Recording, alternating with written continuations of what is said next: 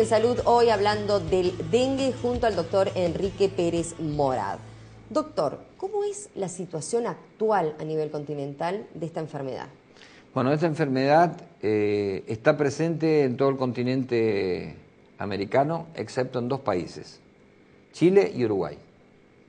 Son los dos únicos países hasta ahora que no tienen casos autóctonos. Sí tenemos de uruguayos que se infectaron en el exterior y volvieron con la enfermedad. Pero como volvieron y no tenemos o tuvimos la suerte de aislarlos, y donde hay mosquitos de Aedes en el Uruguay, ninguno de ellos le picó al paciente por el aislamiento que se le hizo, afortunadamente no se desató la epidemia de dengue en el Uruguay hasta el momento. A nivel continental tenemos en la región un fenómeno muy particular. Uruguay es afortunado porque hasta el momento no ha tenido, y estamos rodeados de países como por ejemplo Argentina ha detectado aproximadamente unos 112.000 casos sospechosos, de ahí se hacen los estudios, etcétera, y un centenar de los mismos dio positivo. Ninguno de ellos ha fallecido en el año 2012. En el caso de Brasil, hasta 500.000 de casos sospechosos, es decir, cuando el médico dice, este es un caso sospechoso, que lo vamos a hablar ahora cuando hablemos de la clínica, ¿no? Caso sospechoso. Ahí le hago la prueba, pasan unos días y digo, ¿es un caso confirmado de dengue o es un caso descartado de dengue? De Brasil, de 500.000 de casos sospechosos, 112.000 aproximadamente confirmados. Altísima la cantidad de confirmados de dengue en Brasil en el 2012, de los cuales más de 2.000 personas aproximadamente han fallecido. Y en Paraguay, cerca de 40.000 casos sospechosos, confirmado algo así como 2.500 casos, y han fallecido 70 personas en el 2012.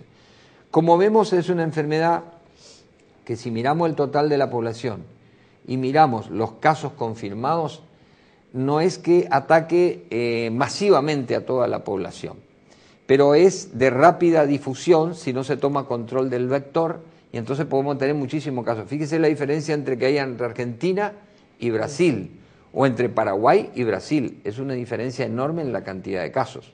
Significa que hay que trabajar mucho seguramente en el entorno, en los medios donde esos pacientes digamos, son casos confirmados, porque seguramente el vector encuentra un medio muy propicio para seguir reproduciéndose y retransmitiendo la enfermedad.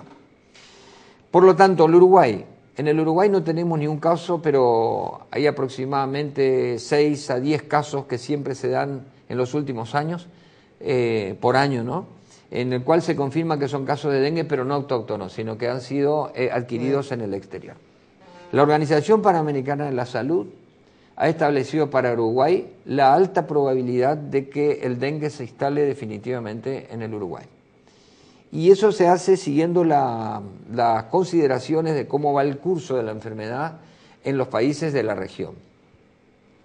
Se vio, por ejemplo, que el LIRA, que decíamos, el relevamiento de las larvas en los distintos países, era bajo en primavera y en verano.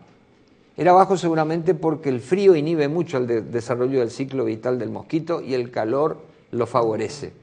Entonces bajo en primavera y en verano. Pero empieza a levantar en verano y es máximo en otoño. Por eso, ahora que entramos al otoño, es altamente probable que si se dispara una epidemia de dengue en el Uruguay, es muy probable que se dé en este periodo del año por la condición de estar en el otoño.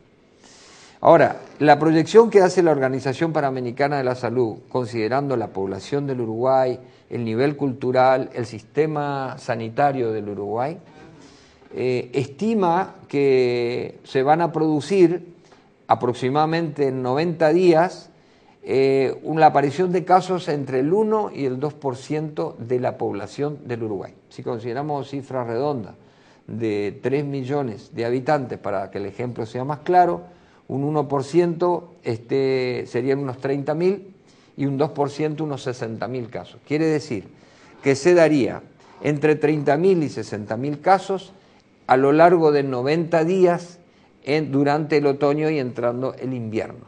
Esa es la proyección que se hace.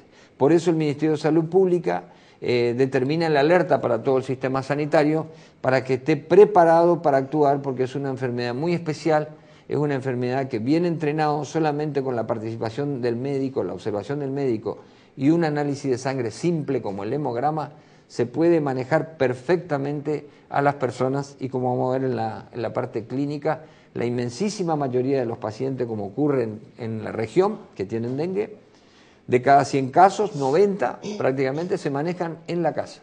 En la casa. Y evolucionan muy bien. Un 10% son los que se internan y un 1% como máximo terminan internados en terapia intensiva por complicaciones graves. ¿Y Maldonado está preparado? Maldonado se está preparando. Se está preparando. Maldonado se está preparando porque el Ministerio de Salud Pública justamente llama a la organización interna, lo que se llama plan de contingencia de cada una de las instituciones públicas y privadas de nuestro departamento, para que sepan la proyección de casos, la probable cantidad de casos de los habitantes de la población que les compete atender y preparar los equipos médicos para que se dediquen específicamente a la tarea de atender a los pacientes, que en un principio va a ser demandante, porque como vamos a ver ahora en la parte del cuadro clínico, el dengue no se diferencia mucho de una simple gripe. Entonces mucha gente, si se empiezan a aparecer casos autóctonos, puede interpretar por temor de que se trate de un dengue, como no lo sabe va a ir al médico y seguramente puede haber una saturación importante, una demanda muy importante de gente que venga a atenderse a su sistema de salud público-privado para descartar la posibilidad de que estamos frente a un caso de dengue.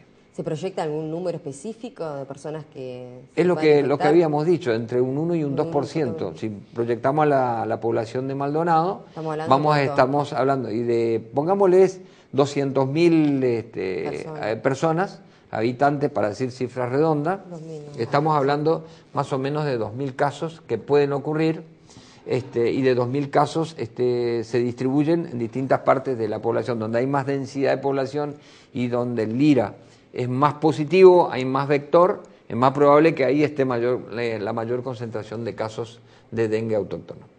¿Cómo hizo Uruguay para evitar? Porque estamos muy rodeados, un país tan chiquito, ¿puede ser eso también? Bueno, yo lo asimilo mucho con lo que ha pasado con el cólera. ¿Ustedes recuerdan? Hace unos 20 años, el cólera estaba presente en toda Sudamérica, una enfermedad que estuvo en el Uruguay en su época, desaparece y vuelve a reaparecer porque el ciclo es una enfermedad por una bacteria y obviamente hace su ciclo, encuentra las condiciones y vuelve a rebrotar. Y muchas veces es traída desde el exterior y después se dan las condiciones en donde esa persona lo trae y reproduce nuevamente en el lugar.